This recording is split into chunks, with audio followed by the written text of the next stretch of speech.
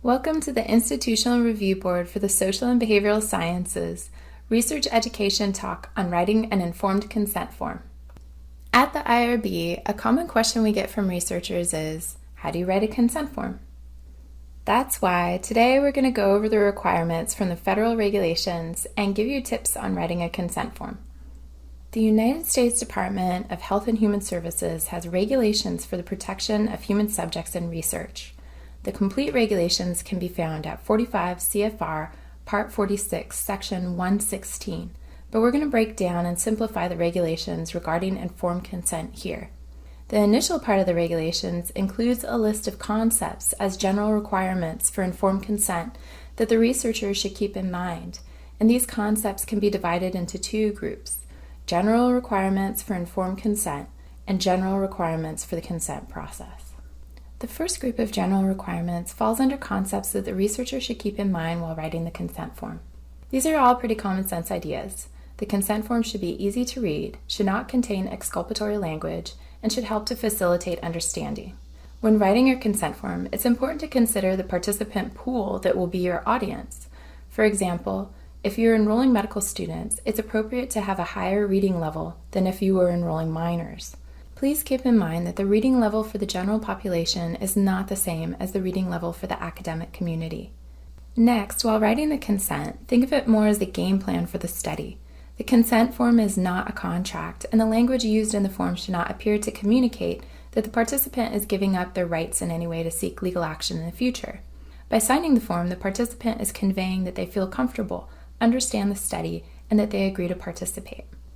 Finally, you want to write the consent form in a way that helps facilitate understanding.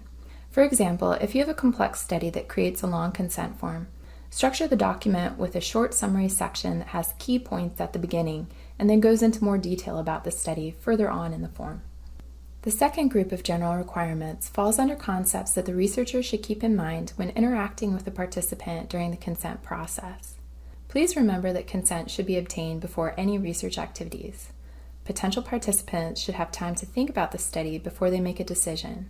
And lastly, the potential participant should have an opportunity to ask questions and discuss the study with the research team so that they feel their questions have been answered prior to making a decision about participating in the study. Now that we've gone over the concepts for the general requirements, we can get into the more concrete requirements for the basic elements that should be included when writing the consent form. The consent form should be clear that this is a research study and should explain the purpose of the study. It should include a description of study procedures and the time required for participation. A description of the risks and benefits to the participant should also be included in the form, even if it's just to tell the person that there are no anticipated risks and that the only benefit may be to others in the future. It's important to include a statement that participation is voluntary. You want to let the person know how their confidentiality will be maintained, or if identifiable information will be kept, describe the safeguards that are in place to protect their privacy. Explain any compensation offered for their time to participate in the study, and let them know if there are any potential costs to participating. For example, if they will be responsible for any parking costs or text messaging charges. Let them know if there are any alternatives to participating and that they have the right to withdraw from the study at any time. Contact information for additional questions or to report concerns with the study should also be included. Finally, you need to let them know about the plan for future use of their data. Please be aware that the federal regulations have additional elements of informed consent that may apply to your specific study. But don't worry too much about the additional elements at the initial writing phase. Your IRB pre-reviewer can help to guide you through the process. So at the IRB, we recognize that those are a lot of details to cover in the informed consent, which is why we've created a template for you to craft your consent form. All templates are available on our website. Templates also include prompts for practical information like study number, study title, and signature lines to help you get all the requirements down on your first try prior to submitting the consent form for IRB review and approval. So we wanted to give you some basic tips for writing your consent form, especially if you're new to the process. First, read your protocol and be familiar with your protocol before you begin writing your consent form.